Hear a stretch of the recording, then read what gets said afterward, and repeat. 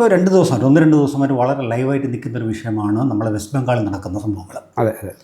ആനന്ദ boss എന്ന് പറയുന്ന ഒരു കാലത്ത് ഏറ്റവും നല്ല ഗവർണർമാരിൽ ഒരാളായിരുന്ന ഗവർണർ അദ്ദേഹം രാജിവെക്കുന്ന സാഹചര്യം ഉണ്ടായി.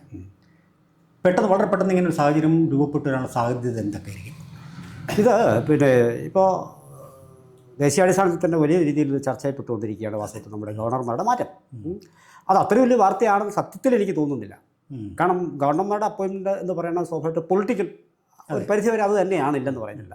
ഗവർണർ ആയതിനു ശേഷമാണ് വാസ്തവത്തിൽ അവർക്ക് അവർ ഒരു ഭരണഘടനാ സ്ഥാപനം എന്നുള്ള നിലയ്ക്ക് പ്രവർത്തിക്കേണ്ടി വരുമ്പോൾ എല്ലാവരെയും ഒന്നായി കാണുക, സമമായി കാണുക എന്ന് പറയുന്നത്. പക്ഷേ അവരെ തിരിച്ചു വിളിക്കാനുള്ള അധികാരവും ഇവർക്ക് തന്നെയാണ്.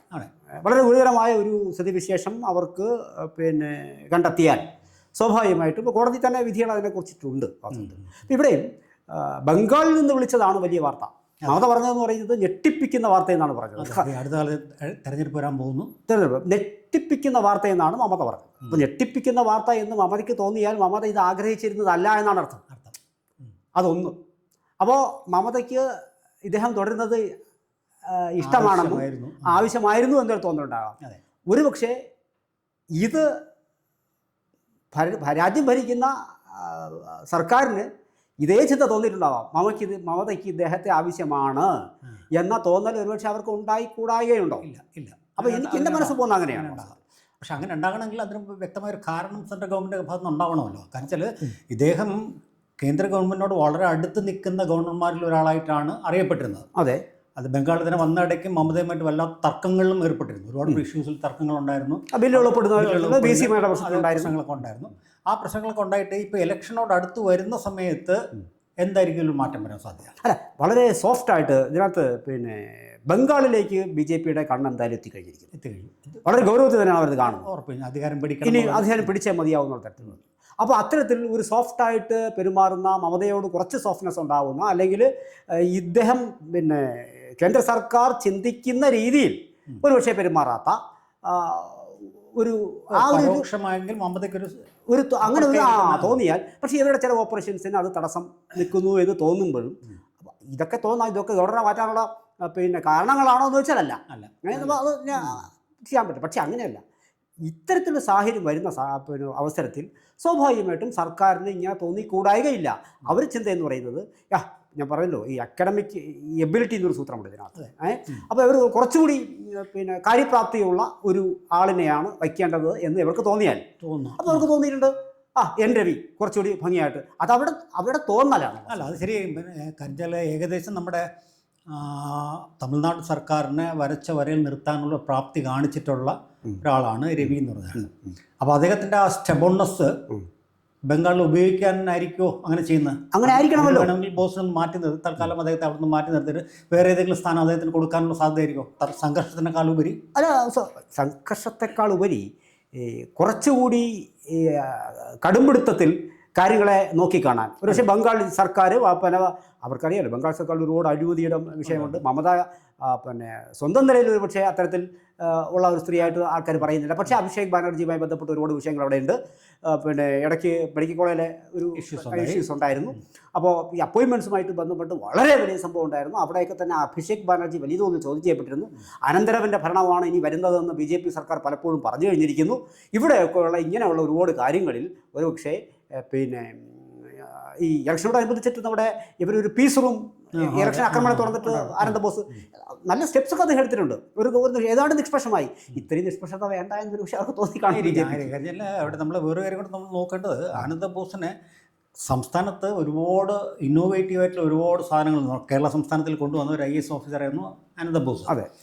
അപ്പോൾ കേരള ഗവൺമെൻറ്റിൽ വേണ്ട അത്ര ഒരു അപ്രിസിയേഷൻ കിട്ടാതിരിക്കുന്ന സമയത്ത് മോദി കണ്ടെത്തി കൊണ്ടുപോവുകയായിരുന്നു എന്നാണ് നമ്മൾ അറിയുന്നത്.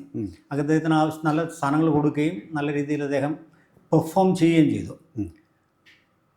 അങ്ങനെ വരുമ്പോൾ നമുക്കൊരു ചെറിയ പ്രശ്നം വരുന്നത്, ഇപ്പോഴീ SIRുമായിട്ട് ബന്ധപ്പെട്ട് മമതയായിട്ടുണ്ടാകുന്ന സംഘർഷങ്ങൾ, ആ സംഘർഷങ്ങൾക്ക് അദ്ദേഹത്തിന് എന്തെങ്കിലും ഒരു ലീനിയൻ്റ് ആയിട്ടുള്ളൊരു പൊസിഷൻ മമതയുടെ ഉണ്ടായി കാണുമോ?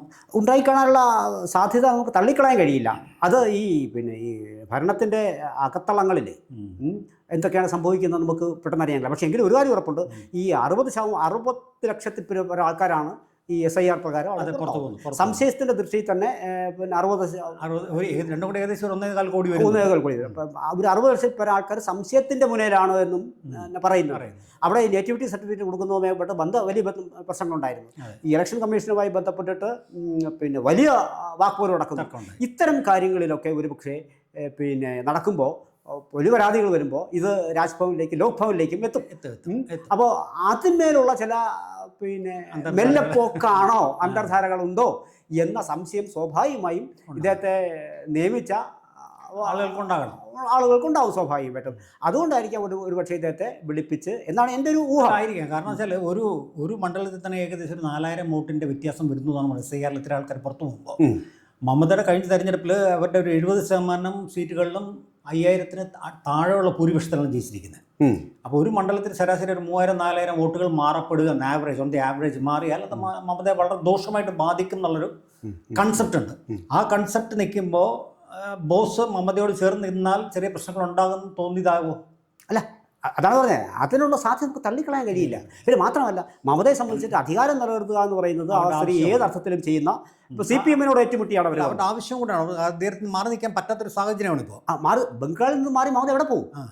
മാത്രമല്ല വേറെ ഒരുപാട് കേസുകളും പ്രശ്നങ്ങളൊക്കെ നിലനിൽക്കുന്നുണ്ട്. അവർക്ക് അധികാരത്തിൽ മാറി നിൽക്കാൻ പറ്റത്തില്ല. അപ്പോൾ ആ ഒരു സാഹചര്യത്തിൽ മാത്രമല്ല ഈ അധികാരം നിലനിർത്തുന്നതിൻ്റെ ഭാഗമായിട്ട് മമത ഇച്ചിരി കടും വെട്ടുകൾ CPM-നെ പോലും അവർ വരച്ച വരെ നിർത്തിയിട്ടാണ് പോയത്. അപ്പോൾ പിന്നെ ഈ BJP-യെ കുറച്ചുകൂടിയൊക്കെ നേടാൻ അവർക്ക് കുറച്ചുകൂടിയൊക്കെ കാലം നേരിടാൻ അവർക്ക് വളരെ ശക്തമായി തന്നെ ആ സ്ത്രീയാണ്. CPM-നെ വരച്ചവരെ നിർത്തുകയല്ല, പൂർണ്ണമായിട്ട് ഇല്ലാതാക്കി എന്നാണ് പറയാൻ. അപ്പോൾ ആ ഒരു സാഹചര്യത്തിൽ ഈ ഇത്രയും ആരോപണങ്ങൾ ഒക്കെ പിന്നെ പലപ്പോഴും മമത നമ്മുടെ ഇദ്ദേഹത്തിനെതിരെ ഉന്നയിച്ചിട്ടുണ്ടെങ്കിലും ഒരു ആരോപണം ഗവർണർ ആയതുകൊണ്ട് മാത്രം ഒരു പ്രൊട്ടക്ഷൻ അദ്ദേഹത്തിന് ലഭിച്ചിരുന്നു, ഇമ്മ്യൂണിറ്റി അദ്ദേഹത്തിന് ലഭിച്ചിരുന്നു. പിന്നെ രാജ്ഭവനിലെ ഒരു വനിതയുമായി ബന്ധപ്പെട്ടിട്ടൊരു കേവലം ആരോപണം. പക്ഷെ ആരോപണം ഉള്ളപ്പോൾ തന്നെ അത് പെട്ടെന്ന് പുട്ടപ്പ് ചെയ്യാൻ കഴിയില്ല, ഇദ്ദേഹം ഗവർണർ ആയതുകൊണ്ട് മാത്രം. അപ്പോൾ അത് ഈ തിരഞ്ഞെടുപ്പ് സമയത്ത് കൂടുതൽ ആളിക്കത്തിക്കാൻ മമത ഉപയോഗിച്ചാൽ അത് സ്വാഭാവികമായി അത് വളരെ നല്ലൊരു പോയിന്റാണ്. കാരണം വെച്ചാൽ ആ ആരോപണം വളരെ നിസ്സാരമായി നമുക്ക് കാണാൻ കഴിയുന്ന ഒരു ആരോപണമാണ് എങ്കിൽ പോലും രാഷ്ട്രീയ തന്ത്രങ്ങൾ ഉപയോഗിച്ച് തന്നെ വലുതാക്കാൻ പറ്റും. അപ്പോൾ അങ്ങനെ വലുതാക്കിയാൽ അതിൻ്റെ ഫലം അനുഭവിക്കേണ്ടി വരുന്നത് BJP ആവും. ഒരു പക്ഷേ ഇത് മമത ചെയ്യില്ല എന്നൊന്നും ഉറപ്പിക്കാൻ പറയാൻ പറ്റത്തില്ല. പല കേസുകളിലും പണ്ട് CPM-നെതിരെ മമത എപ്പോഴും അത്തരം കാര്യങ്ങൾ മുമ്പും ഉപയോഗിച്ചിട്ടുണ്ട്. അപ്പോൾ അത്തരം സാഹചര്യത്തിൽ വാസ്തവത്തിൽ അതിൽ നിന്ന് പിന്നെ രക്ഷപ്പെടണം. അത് മുൻകൂട്ടി ചിലപ്പോൾ അതായിരിക്കും, അത് മുൻകൂട്ടിയുള്ള പ്ലാൻ ആയിരിക്കും. ഒരു പക്ഷേ ഒരു പ്ലാൻഡ് പരാതിയായിരിക്കാം. കാരണം വെച്ചാൽ ബോസുമായിട്ട് അത്ര വലിയൊരു തെറ്റാനുള്ള സാഹചര്യം ഇതുവരെ ഉണ്ടായി കണ്ടിട്ടില്ല നമ്മൾ ബോസുമായിട്ട്. അപ്പോൾ ഈ പ്രസാദ് പറഞ്ഞായിരിക്കണം ഏറ്റവും കൂടുതൽ സാധ്യത. സ്വാഭാവികമായിട്ട് ഇലക്ഷൻ സമയത്ത് ഇപ്പോൾ ഇത് പിന്നെ പരാതി അവിടെ കിടക്കുന്നു, പരാതി എന്നുള്ളത് സത്യമാണ്. പക്ഷെ പരാതിക്ക് പിന്നിൽ എന്തെന്നുള്ള കാര്യം എനിക്ക് നിങ്ങൾക്കും അറിയില്ല.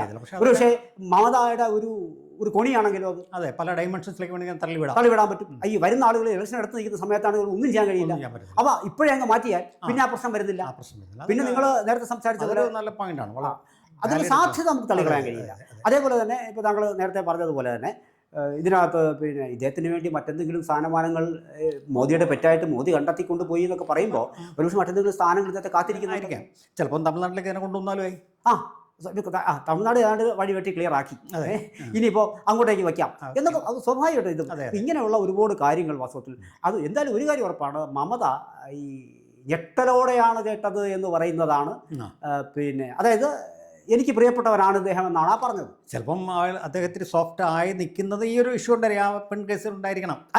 അപ്പോൾ ഞെട്ടലെന്ന് പറയുന്നത് ഇപ്പോൾ സ്വാഭാവികമാണ്. ഇപ്പോൾ ധൻഖറിൻ്റെ കേസിൽ നമ്മൾ കണ്ടതാണ്. ധൻഖറിന് നമ്മൾ ആദ്യകാലങ്ങളിൽ ആരും സംശയിക്കുക പോലും ചെയ്യാത്തൊരു വ്യക്തിത്വമായിരുന്നു. അദ്ദേഹത്തിനെ വിളിച്ചു വരുത്തിയിട്ടാണ് രാജ്യനീതി വാങ്ങിച്ചത്. അപ്പോൾ അന്ന് പ്രതിപക്ഷം അദ്ദേഹത്തോടൊപ്പം നിന്നു. അവിടെ വളരെ സംശയാസ്പദമായ രീതിയിൽ പിന്നെ ഇന്ത്യ മുന്നണിയിലെ ചില നേതാക്കളോട് അനുഭാവപൂർവ്വം ധൻഖർ പെരുമാറുകയും പല ചർച്ചകളും രഹസ്യപരം നടന്നിട്ടുണ്ടെന്നും കേട്ടിട്ടുണ്ട്. അപ്പോൾ അതിന്റെ അനുരണനങ്ങൾ പാർലമെന്റിലേക്കും വരുന്നതായി നമ്മൾ അറിയുന്നു.